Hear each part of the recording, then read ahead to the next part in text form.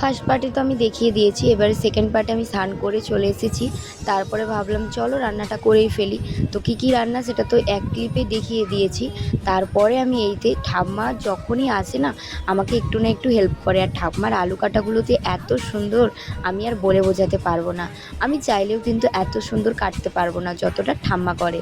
সত্যি বলতে আমি রান্না করলে আমার ঠাম্মা, দুটো ঠাম্মাই কিন্তু অনেক ভালো করে আমাকে জোগাড় করে দেয়, রান্না করে দেয়, মানে অনেকটাই হেল্প করে দেয়। সত্যি কথা বলতে ঠাম্মা দাদু ঠাকুরের দেওয়া আশীর্বাদ, যাদের নেই তারা হয়তো এই কথাটা বুঝতে পারবে, আর যারা মানে আমার এই কথাটা বুঝতে পারবে না অবশ্যই তাদের হয়তো নেই। কারণ ঠাম্মা দাদু এত সুন্দর করে মানে আনন্দের সহিত জীবনটাকে সুন্দর করে দেয় না, বলার মানে বাহুল্য। কারণ আমি ছোটোবেলা থেকেই তো ঠাম্মা দাদুর আদর পেয়ে আসছি, আমি এখন বুঝতে পারি যে তাদের ভালোবাসার মর্মটা কী। তো সত্যি কথা বলতে আমি খুব ছোটোবেলা থেকেই রান্নাঘরে এসেছি, তো মানে ছোটোবেলা থেকে সব রান্নাটাই মোটামুটি শেখা আছে। তো তাই জন্যে আমার কোনো অসুবিধা হয় না। হুট করেই যদি আমাকে বলা হয় যে রান্না করতে, রান্না হয়তো নুন ঝাল কম আশা করি কোনো দিনও হয়নি। তবে এবারে দেখো মানুষ মাত্রায় তো ভুল হতেই পারে, তাই না? তো মানে আমার একটু আধটু ভুল হয়, বাট তবে অতটাও খারাপ খেতে হয় না রান্নাগুলো। আমি নিজে নিজে যখন থাকি নিজের মানে বাড়িতে, তখন আমি কিন্তু সুন্দর করে রান্না করার চেষ্টা করি না। আর যখন সবাই থাকে আমি তখনই কিন্তু সুন্দর রান্না করি।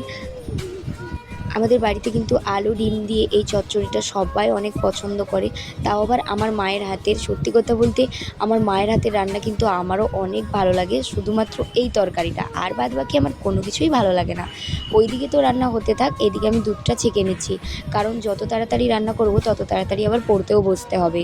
রান্না তো আমার কমপ্লিট, আর এই দেখো কত সুন্দর হয়েছে, দেখার থেকেও কিন্তু খেতে আরও টেস্টি ছিল। আমি কিন্তু 2 দিন পরে এটা এডিট করছি, অনেকটা মানে লং ভিডিওর সাথে, তো তোমরা অ্যাডজাস্ট করে একটু দেখে নেবে। প্রত্যেকটা রান্নাই কিন্তু হয়ে গেছিলো, এবার শুধু আমের চাটনিটা বাকি ছিল। আমের চাটনিটা করার পরে আমার আরও ওইদিকে কাপড় চোপড় সব কিছু মেলতে আছে, তো ভাবলাম চলো আগে আমের চাটনিটা করে নিই। আমি কিন্তু খুব একটা আমের চাটনি বেশি হেভি করে পছন্দ করি না। আমের চাটনি পাতলা করে হলেই কিন্তু আমার অনেকটা বেটার লাগে, আমার মনে হয় খাবারটা টেস্টি হয়। আর প্রত্যেকবারের মতন আমের চাটনিতে আমি কিন্তু দিয়ে থাকি বাতাসা। চিনিটা আমি প্রেফার করি না, কারণ চিনিটা অতটাও ভালো না। এইদিকে রান্না হয়ে গেছে, আর আমি এদিকে কৌটোটা খালি হয়ে গেছিলো নুনের, তাই করে নিচ্ছিলাম। আর এইদিকে চলো আমাদের বাড়ির কতটা কি কাজ হয়েছে একটু তোমাদের দেখিয়ে দিই।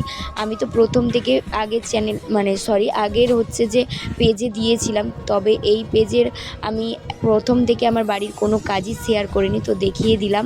এই তো এরপরে এইদিকে ঠাম্মা বললো যে চল তুই অনেক রান্না করেছিস, আমি করে নিই।